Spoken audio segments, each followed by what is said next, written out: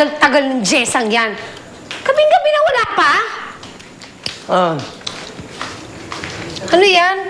Gamot, inumin mo. Masyado na kumukulo yung dugo mo. Napaka-OA mo naman. Ikaw ang OA, ano? I'm starting to think na you're concerned dyan sa alaga mo. Ako, please, ma. Hindi ako concerned. Concerned ako dun sa drasyang dumarating. Eh, di ba ikaw na rin mismo may sabi, pag nawala sa pader natin si Jessa, titigil ang pagbibigay ng sustento ni Gerald. Aba, hindi naman ako papayag. At ang dami ko inorder mga appliances na hulugan. Naku, paano kung na-rape si Jessa? Ma, walang magtataka dun, ano? Kung na-aksidente o na-deads. Kahit kamatayan, matatakot dun. Ikaw talaga, OA ka na naman. Eh, bakit ikaw hindi ka natakot? Oh. Siya ang dapat matakot sa akin. Pag bumalik yung babae niyan dito, papantayin ko yung katawan niya dyan sa kapangitan ng mukha niya.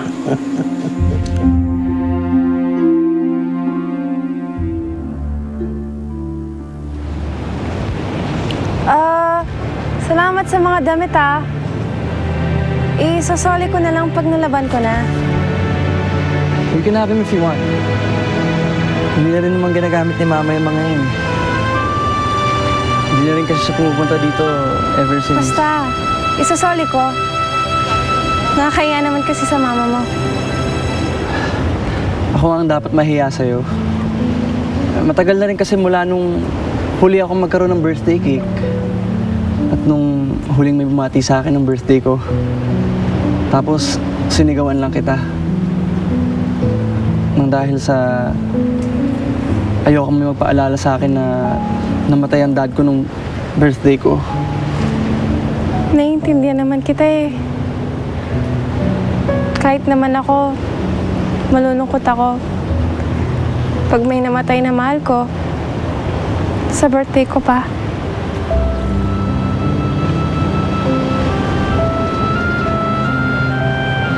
Hindi yun ganun kasimple, Jessa.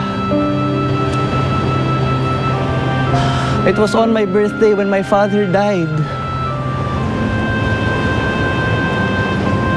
At ako may kasalanan kung bakit siya namatay.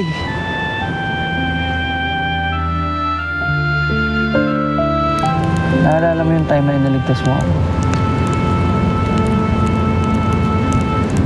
Hindi mo siguro naalala, pero it was a week before my birthday. And then birthday ng dad ko. Lumabas kami ni Yaya. Nagpatulong ako sa kanya para maghanap ng regalo para kay dad. And to surprise him, hindi ko binigay sa birthday niya, kundi sa birthday ko. Alam kong nagtampo si dad sa akin dahil hindi ako nagbibigay ng regalo sa kanya sa birthday niya. But I knew for myself na matutuwa siya kapag sinurpresa ko siya sa birthday ko. Excited ka na sa regalo mo. Anak, matagal ko na alam na gusto magkaroon kita. Talaga, Dad? Oo naman. Basta always the best for my son. Ako lang naman mahina sa'yo. Bakit naman, Dad? Paano naman nag-birthday ako? Hindi kayo ba ng-kiss ni Mommy, anak? You're wrong, Dad. I'm wrong? What do you mean? I have a gift for you. Meron? Asan? Asan? Asan? It's up in my room. Come on, let's get it. Ang hindi ko alam, hindi ko na pala may ibibigay sa kanya ang regalo niya.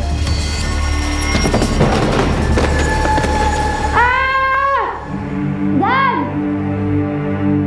Ma! Tulong! Dad, wake up! Wake up! Dad!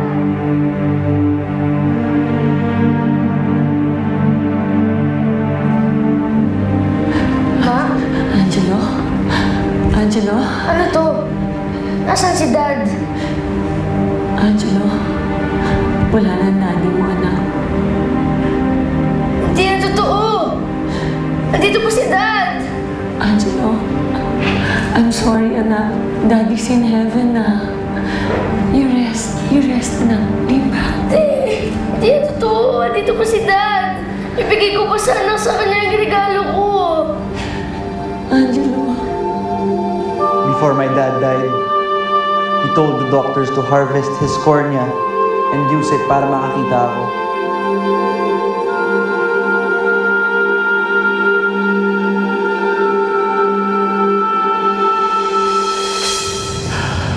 Hindi ko man lang nakita ang dad ko. The first time I saw him was in that casket. Angelo,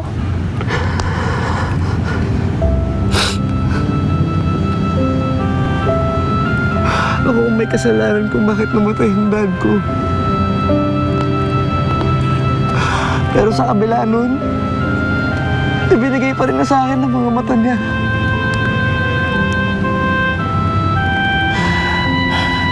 Kung may babalik ko lang ang panahon, mas gugustuhin ko pang bulag ako habang buhay. Basta makasama ko lang ang dad ko.